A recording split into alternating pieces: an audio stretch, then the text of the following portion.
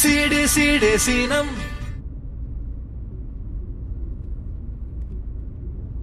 ஏற்கனவே ஒரு 18 கேஸ் இருக்கு உன் மேலே. ஒரு 6 முறை ஜெயிலுக்கு போயிருப்பியா? என்ன சாதிச்ச? 2 பெரிய கட்சியில் ஏதாவது ஒன்றுத்தில் போயிருந்தா கூட இந்நேரம் பெரிய ஆளாக இருப்பேன். பெரிய ஆள்னா எதில்? பணத்துலையா, பதவியிலையா, இல்லை அதிகாரத்துலையா? இன்னைக்கு இந்த நாடு இப்படி குட்டிச்சவராக போனதுக்கே இந்த 3 தாண்டா காரணம். இப்படியே ஏதாச்சும் சொல்லிக்கிட்டே இரு. நீயும் பிடெக், நானும் பிடெக். அட்லீஸ்ட் என்ன மாதிரி ஒரு கார்பரேட்டுக்குள்ளே போயிருந்தாலாவது இந்நேரம் செட்டிலாக இருப்பேன். உங்களை மாதிரிலாம் சூடு சொல்கிற இல்லாமல் என்னால் இருக்க முடியாதுடா. என்னடா இப்படி சொல்லிட்ட?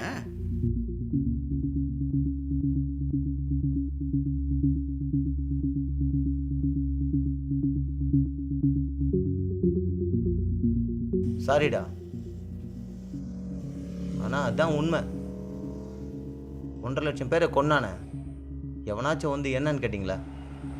இல்லையே. எழுதி வச்சுட்டு செத்து போனான் முத்துக்குமார். அப்பயாச்சும் வந்தீங்களா?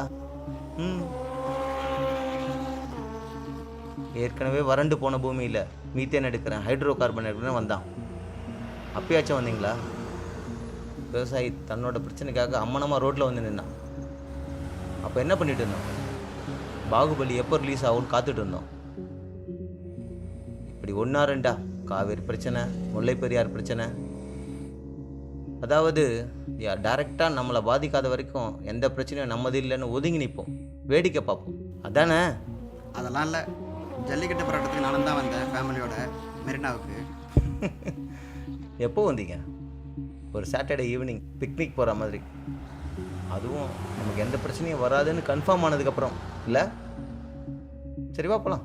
உன்னை மட்டும் சொல்லலை, பொதுவாக எல்லாரும் அப்படி தான் இருக்கீங்க. என்ன தாண்டா பண்ண சொல்கிற? ஒத்துக்கிறேன், எல்லாராலையும் வர முடியாது. அட்லீஸ்ட் எங்களை கிரிட்டிசைஸ் பண்ணாமலாச்சும் இருக்கலாம்ல. முடிஞ்சால் உதவி பண்ணுங்க, அது போதும். உன் குடும்பத்தையும் நீ பார்த்துக்க வேணாமடா.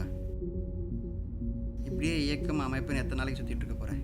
ஓகேடா, முடிஞ்ச வரைக்கும் பார்த்துக்கிறேன். உனக்கு பயமே இல்லையாடா? பயமா இருக்கு. அடுத்த தலைமுறை நினச்சா எனக்கு ரொம்ப பயமாக இருக்குடா. இது மக்கள் ஆட்சியில் நடக்கிற மறைமுக போர். ஒரு போர் வீரனா போராடி சாகணும்னா செத்து தான் ஆகணும். ஒரு நிமிஷம்.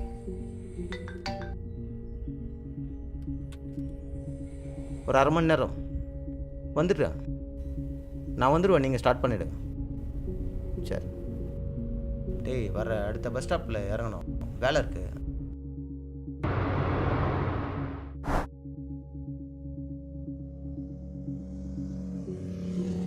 முருகா, பார்த்துக்கடா. கவர்மெண்ட்டும் போலீஸும் மேலே கோவமாக இருக்காங்கன்னு கேள்விப்பட்டேன். ஏதாவது பண்ணிட போகிறாங்கடா. பார்த்துக்கிறேன்டா.